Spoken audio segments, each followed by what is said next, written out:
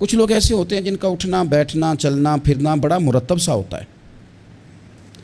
میں نے کہا حضور کے ہر صحابی کی شان وراء الورا ہے، لیکن سیدنا فاروق اعظم نے جس انصاف سے، جس حسن سے، جس حسن کاری سے اور جس طرح بھرپور معمور وزادار اور جاندار زندگی گزاری ہے، یہ صرف سیدنا فاروق اعظم ہی کا حصہ ہے۔ بس کچھ لوگوں کا یہ اعزاز ہوتا ہے، تھکے تھکے بھی وقت گزر ہی جاتا ہے، تھوڑا کام کر لیا تھوڑا چھوڑ دیا پھر بھی ٹائم گزر ہی جاتا ہے۔ کچھ لوگ ایسے ہوتے ہیں جو کام کرتے ہیں پر پورا بھرپور کر کے کرتے ہیں، ان کا بھی گزر جاتا ہے۔ زندگی ایک دن ہو یا 100 سال یہ گزر جاتی ہے، اور دوش پہ کملی ہو یا کہ شال یہ گزر جاتی ہے۔ گر امیروں کی بہے اقبال گزر جاتی ہے تو غریبوں کی بہرحال گزر جاتی ہے۔ تو اس نے تو گزر جانا ہے، لیکن اگر کوئی بھرپور کر کے گزارے تو اس میں مزہ ذرا زیادہ ہوتا ہے۔ کچھ چیزیں اپنی زندگی میں طے کرنی چاہیے، اور نبی پاک صلی اللہ تعالیٰ علیہ وسلم نے، کیونکہ حضور افصح العرب ہیں، حضور سید عالم صلی اللہ تعالیٰ علیہ وسلم تھوڑے جملوں میں بڑی گہری بڑی دور کی باتیں اور چند جملوں میں محبوب پاک علیہ السلام پوری زندگی کا نچوڑ اور دستور بیان کر دیتے ہیں۔ اسی طرح کی ایک حدیث جامع ترمذی میں موجود ہے۔ حضرت ابو ہریرہ رضی اللہ تعالیٰ عنہ فرماتے ہیں کہ نبی پاک صلی اللہ تعالیٰ علیہ وسلم نے ایک دفعہ فرمایا تھا کہ کون ہے جو مجھ سے 5 باتیں سیکھ لے اور پھر ان پر عمل کرے، اور پھر ہو سکے تو یہ باتیں آگے بھی پہنچائے۔ 5 باتیں سیکھے، ان پر عمل کرے، یا اس کو سکھائے جو اس پر عمل کرے۔ تو حضرت ابو ہریرہ رضی اللہ تعالیٰ عنہ کہتے ہیں میں نے آگے بڑھ کے عرض کی یا رسول اللہ میں ہوں نا، آپ حکم کریں 5 باتیں کون سی ہیں؟ اللہ کے پیارے رسول صلی اللہ تعالیٰ علیہ وسلم نے فرمایا اللہ تعالیٰ کی حرام کردہ چیزوں سے بچ جاؤ، سب سے بڑے عبادت گزار بن جاؤ گے۔ پھر نبی پاک صلی اللہ تعالیٰ علیہ وسلم نے دوسری بات ارشاد فرمایا اللہ تعالیٰ کی تقسیم پہ راضی ہو جاؤ، سب سے بڑے غنی بن جاؤ گے۔ پھر حضور نے تیسری بات ارشاد فرمایا اپنے پڑوسی سے حسن سلوک کرو، مومن بن جاؤ گے۔ چوتھی بات ارشاد فرمایا لوگوں کے لیے بھی وہی پسند کرو جو اپنے لیے پسند کرتے ہو، تو بہترین مسلمان بن جاؤ گے۔ پھر حضور سید عالم صلی اللہ تعالیٰ علیہ وسلم نے 5ویں اور آخری بات ارشاد فرمایا زیادہ ہنسا نہ کرو، زیادہ ہنسنے سے دل مردہ ہو جاتا ہے، دل مردہ ہو جاتا ہے۔ زیادہ نہ ہنسا کرو، کبھی کبھی رویا بھی کرو، اور قرآن حکیم فرماتا ہے کثرت سے رویا کرو، تھوڑا ہنسا کرو۔ بہت زیادہ ٹھٹھا کرنا، بہت زیادہ مذاق کرنا، زندگی میں ہر وقت کسی نہ کسی شغل میلے کے لیے تیار رہنا، یہ دلوں کو سخت کرتا ہے۔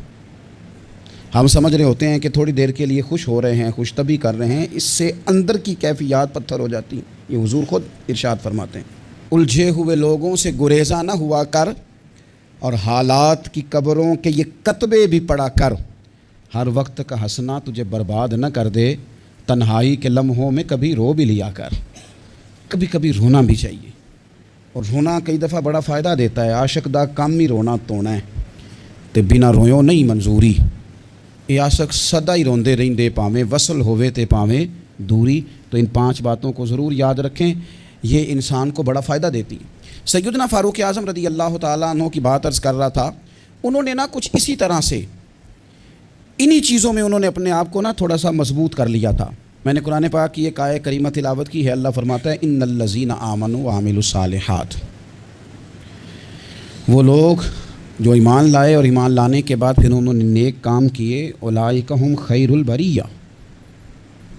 ایمان اور نیک اعمال، جن لوگوں نے ان 2 باتوں کو اپنا لیا، نہ مال کی بات کی نہ اقتدار کی بات کی، یہ اس موقع پر علم کی بات بھی نہیں کی، ایمان اور اعمال صالحہ، فرمایا جو 2 ان باتوں پر عمل کر لیں اولئک ہم خیر البریہ، فرمایا یہ لوگ ساری مخلوق سے بہتر ہیں۔ بہترین آدمی ہوتا ہے جس کا ایمان پکا ہو، اعمال درست ہو۔ سادہ معنی یہ ہے کہ عقیدہ ٹھیک ہو، عمل کی اصلاح ہو۔ بہترین لوگ ہیں، ایک ایمان ہو، دوسرا اعمال صالحہ ہوں۔ 2 چیزیں میسر ہو گئیں تو بڑی ساری چیزیں بہتر ہو جائیں گی۔ سب سے پہلی بات سیدنا فاروق اعظم کی زندگی میں جو بہت زیادہ ملتی ہے وہ اپنی اصلاح کی کوشش کرنا، خود احتسابی، اپنا حساب کرنا ہے۔ جو لوگ ساری زندگی اپنا حساب نہیں کرتے ان کے پاس بچتا کچھ نہیں۔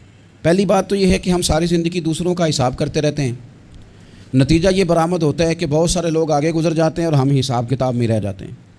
اپنا حساب کرنا چاہیے، اپنے اوپر غور کرنی چاہیے، خود احتسابی کے عمل سے گزرنا چاہیے، غور کرنا چاہیے کہ زندگی میں جو ہم ناکام ہوئے ہیں یا جہاں جہاں ہمارے اندر کوئی کمیاں رہ گئی ہیں اس میں ہماری اپنی غلطیاں کتنی ہیں۔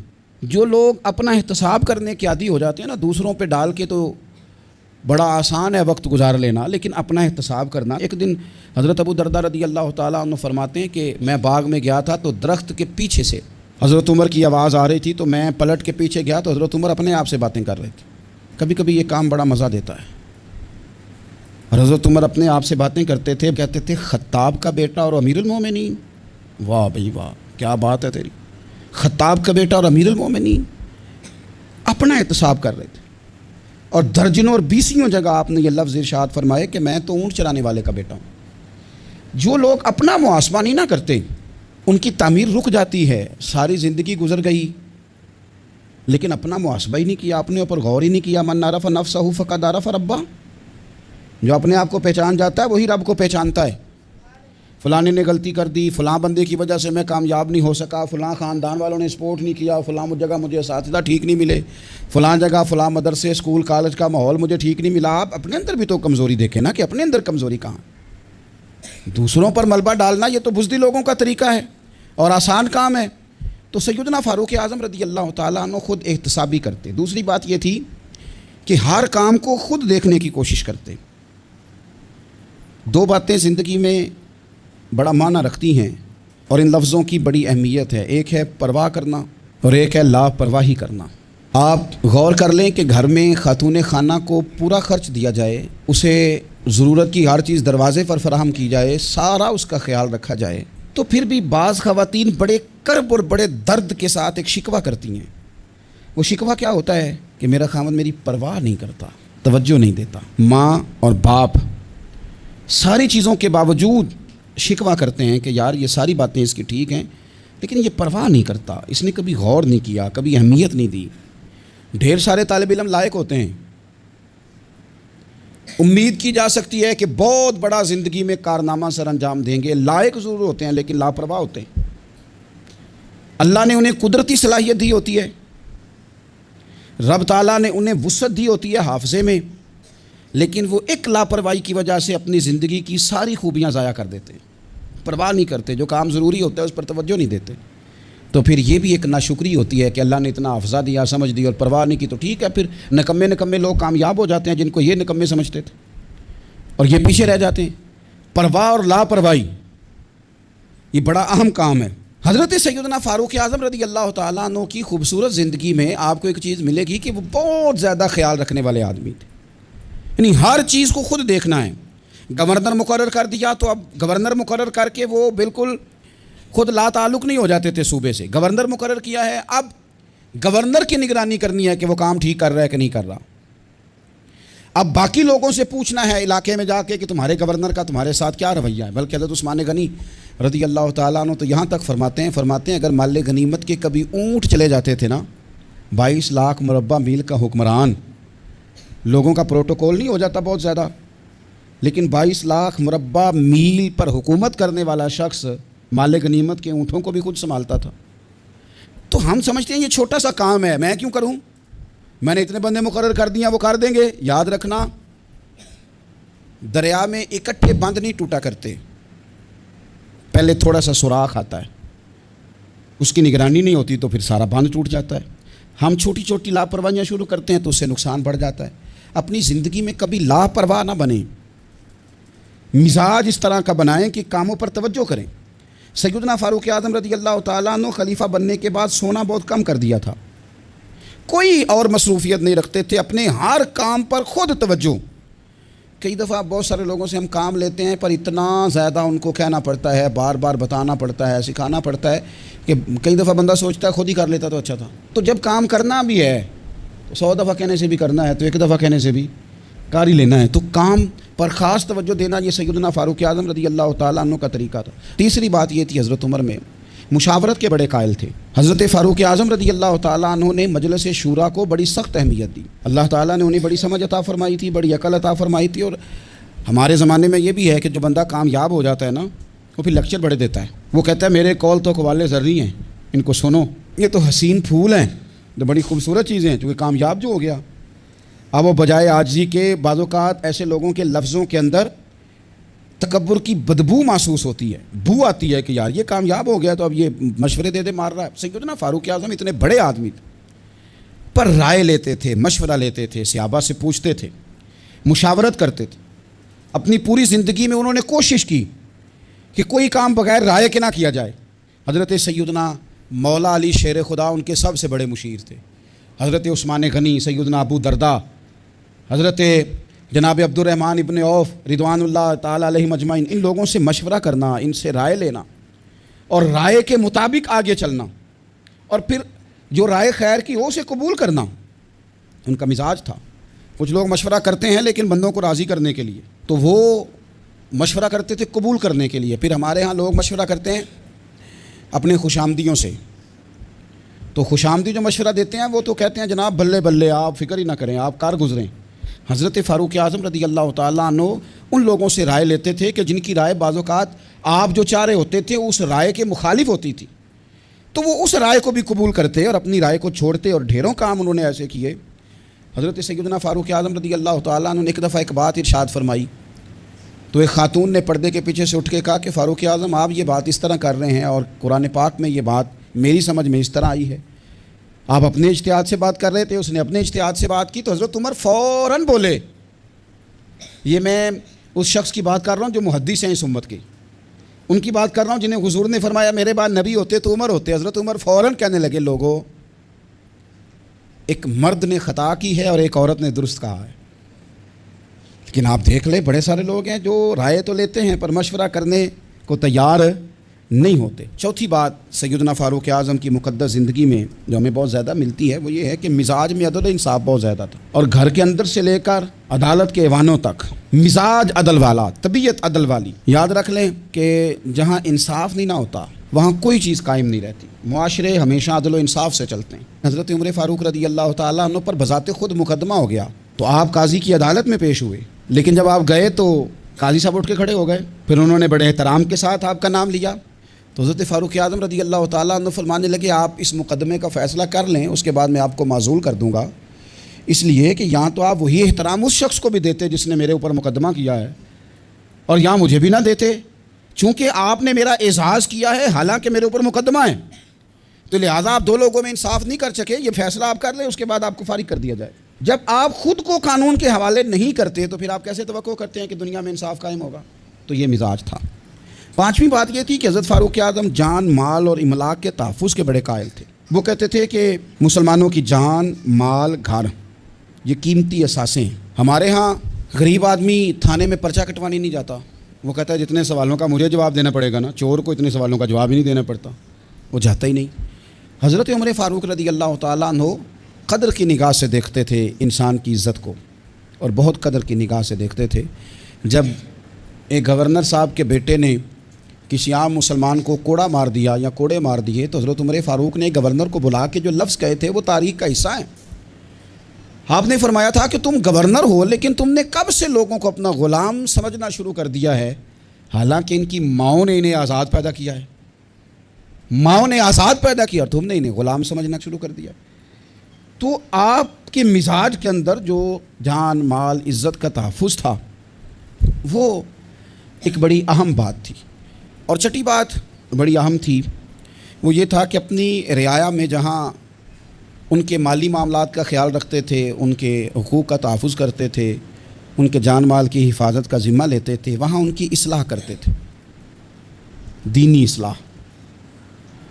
یعنی یہ خلیفہ وقت ہیں جو فجر کی نماز کے لیے گھر سے نکلتے ہیں تو رستے میں جتنے گھر آتے ہیں ان کے دروازوں پہ دستک دیتے ہیں، اٹھو نماز کا ٹائم ہو گیا۔ اور اگر ایک صحابی جماعت میں دیر سے آتے ہیں تو حضرت عمر ان سے فرماتے ہیں کہ آپ دیر سے کیوں آئے ہیں؟ آپ اگر وقت پہ نماز ادا نہیں کریں گے تو پھر باقی لوگ کس طرح توجہ کریں گے آپ کے جو گھر کے ہیں اور آپ کے جو تحت جن کو اللہ نے بنایا ہے؟ تو لوگوں کی اصلاح کرنا، دینی روحانی جذبہ ان کے اندر بیدار کرنا، انہیں اللہ اور اس کے رسول صلی اللہ تعالیٰ علیہ وسلم کی بارگاہ کے ساتھ جوڑنا، یہ بھی سیدنا فاروق اعظم رضی اللہ تعالیٰ عنہ کا طریقہ تھا۔ ایک اور اہم بات، اگر خلیفہ حق پہ ہو، دیانتدار ہو، اسلامی دینی شرعی اصولوں کے مطابق چلاتا ہو تو پھر اس کی اطاعت بھی ضروری ہوتی ہے۔ حضرت فاروق اعظم عملی نفاذ کے بھی بڑے قائل تھے. ایسا نہیں ہے کہ کوئی بندہ شترے بے مہار ہو جائے، قانون کی پابندی نہ کرے. فرماتے تھے اگر ہم غلط ہیں تو ہماری اصلاح کرو، اگر ہم ٹھیک ہیں تو پھر تمہیں اطاعت کرنی ہے، تمہیں پیچھے چلنا ہے، تمہیں قانون کی پابندی کرنی. اس حوالے سے بھی ان کا درہ ہمیشہ کھڑا رہتا تھا کہ کسی شخص کو اطاعت سے نکلنے کی اجازت نہیں ہوگی. قانون کی، دین کی، شریعت اسلامیہ نے جن کو اولو الامر قرار دیا، ان لوگوں کی اتباع، ان لوگوں کی فرما برداری بھی ضروری ہوگی، اطاعت بھی ضروری ہوگی. تو ہمارے مزاجوں کے اندر جو قانون سے بالاتر ہونے کا تصور ہے، سیدنا فاروق اعظم رضی اللہ تعالیٰ عنہ اس کی بھی شدید مخالفت کرتے تھے. حضرت فاروق اعظم رضی اللہ تعالیٰ عنہ کے مزاج میں تھوڑی سختی تھی. جب وہ خلیفہ بنے تھے تو اللہ کی بارگاہ میں انہوں نے دعا کی تھی کہ یا اللہ میں مزاج کا سخت ہوں تو مجھے نرم کر دے. اپنی اس طبیعت سے بھی وہ آگاہ تھے. آپ غور فرمائیں گے کہ ان کی سختی تو بہت ساری جگہوں پہ معروف ہے، لیکن یہ وہ سخت آدمی ہے جو صحابہ میں سب سے زیادہ رویا بھی کرتے تھے. سختی ہمارے ہاں جن لوگوں میں ہے ان کی سختی اپنی ذات کے لیے ہے. تو آپ یاد رکھ لیں اس بات کو کہ حضرت فاروق اعظم رضی اللہ تعالیٰ عنہ رونے والے. آپ کے پیچھے جو لوگ نماز پڑھتے ہیں نا، وہ فرماتے ہیں کہ صحابہ کہ جب آپ امامت کرتے تھے نا تو کبھی کبھی سورہ حج ایک رکعت میں، سورہ یوسف ایک رکعت میں، اس طرح بھی نماز پڑھائی انہوں نے. ایک میں سورہ یوسف پڑھ دی، ایک میں سورہ حج پڑھ دی، اور اس طرح بھی نماز پڑھائی کہ پہلی صف میں نماز پڑھا رہے ہیں اور اتنا رو رہے ہیں کہ تیسری صف والا ان کی ہجکیاں سن رہا. میں نے کہا نا، بڑے عرصے کے بعد یہ شعر مجھے یاد آیا کہ الجھے ہوئے لوگوں سے گریزاں نہ ہوا کر، حالات کی قبروں کے یہ کتبے بھی پڑھا کر، اور ہر وقت کا ہنسنا تجھے برباد نہ کر دے، تنہائی کے لمحوں میں کبھی رو بھی لیا کر. تو حضرت فاروق اعظم ڈھیر سارا رونے والے. آخری بات اور بڑی ذمہ داری والی بات جو آپ کی خدمت میں عرض کرنی ہے وہ یہ ہے کہ حضرت فاروق اعظم سیدنا عمر رضی اللہ تعالیٰ عنہ مزاج کے لحاظ سے فقیر تھے، درویش تھے. سارا دن بن سنورنے کے چکر میں پڑے رہنا، بہتر سے بہتر پہننا، بہتر سے بہتر اوڑھنا، ایک وقت ہوتا ہے جب کبھی یہ چیزیں اچھی لگتی ہیں، لیکن جب بندہ ذمہ داریوں والا ہو جاتا ہے نا پھر وہ اچھا نہیں لگتا یہ کام کرتا. پھر سادگی اور ذمہ داری یہی اس بندے کی ڈیوٹی محسوس ہو تو اچھا لگتا ہے. یعنی طامت پہننا ہے تو کئی جگہ سے اس پہ پابند لگے ہوئے ہیں کہ 2 منٹ کے لیے سوچیں بھلا میں نے کیا کہا ہے. یعنی ایک بندہ 22 لاکھ اور درجنوں صوبے ہیں اس ملک کے جس کے وہ گورنر ہیں. کوئی زندگی میں کونسلر دیکھا آپ نے جس کے کپڑے پھٹے ہوئے ہوں؟ 14ویں 15ویں گریڈ کا بندہ ملازم ہو، کپڑے پھٹے ہو ہی نہیں سکتا. لیکن پھٹے کپڑے، او دوستو کہانی نہیں سنا رہا، پھٹے کپڑے، پھٹا کرتا. قحط پڑ گیا تو گھر کے اندر تار کھانا بن گیا گھی والا، تو فرمانے لگے قسم کھا لیا میں نے جب تک سارے لوگوں کو روٹی نہیں ملتی عمر گھی والا سالن نہیں کھائے گا. عرب شریف میں خوشبو بڑی مہنگی، آج بھی مہنگی ہے. تو خوشبو آئی تھی مال غنیمت میں تو وہ بانٹنی تھی، تو آپ نے ایک صحابی کی بیوی کی ڈیوٹی لگانی چاہی، تو گھر سے وہ خوشبو منگائی. تو بیویاں ہوتی ہیں نا وہ بات کر دیتی ہیں. تو آپ کیا لیا کہنے لگی عمر میں نے کوئی مطلب میرے اوپر یقین نہیں، میں ایماندار نہیں. تو حضرت عمر فرمانے لگے نہیں مسئلہ یہ نہیں ہے، مسئلہ یہ ہے کہ میں چاہتا ہوں کہ وہی بانٹ دے، یہ ہمارے لیے بہتر ہے. تو انہوں نے کہا جی وجہ کیا ہے، میں کیوں نہیں بانٹ سکتی؟ تو آپ فرمانے لگے تو کہیں لے نہیں جائے گی، پر بانٹتے بانٹتے جو تیرے ہاتھوں کو لگ جائے گی اس کا حساب عمر کیسے دے گا. تھوڑا سا نا مزاج سادہ کر لیں، پہننا اور کھانا اپنا ہمیشہ سادہ رکھیں. 2 چیزیں بندے کو مروا دیتی ہیں، ایک زبان کا ذائقہ، ایک دولت کی ہرس. اچھے کھانے کے باوجود بھی ہمارے مشائخ کا طریقہ تھا کہ باہر کھانے اچھے کھائے جا رہے ہیں، گھر میں سادہ کھانا. جتنا زبان کو ذائقہ لگ جاتا ہے یہ تنگ کرتی ہے، روز نئی سے نئی روٹی مانگتی. اس سے بچ جاؤ. سیدنا فاروق اعظم کے مزاج میں سادگی، کھانے پینے کے اور پہننے کے ماحول میں آپ بے تکلف ہو جائیں. اس نے بڑے مسائل بنائے ہیں. میں نے تھوڑے دن پہلے بھی کہا تھا، پہلے نا ہم لوگ بڑے پریشان رہتے تھے، ہم اس پر تقریریں کرتے تھے کہ کڑی والے جہیز منگتے نے، منڈے والے تھے کڑی والے پریشان. اب لڑکے والے بڑے نیک ہو گئے. آپ کو پتہ ہے اب جہیز نہیں مانگتے، پرہیزگار ہو گئے. انہوں کہتے ہیں جہیز نہیں اساں لینا، 600 بندہ لے آنا ہے، روٹی انہوں چنگی کھوانی جی. اب پرہیزگاری آ گئی. وہ 600 بندہ جو آ رہا ہے اس نے کبھی روٹی نہیں کھائی گھر. کھانے پینے کا ذائقہ. اور ہمارے ملک میں سب سے اچھا بزنس کون سا ہے آج کل؟ یہ کھانے پینے کی دکان ڈالو، یہ چلتی ہے. تو تھوڑا سا اس سے پرہیز کریں. اللہ تعالی ہم سب کو سیدنا فاروق اعظم کا فیضان عطا فرمائے.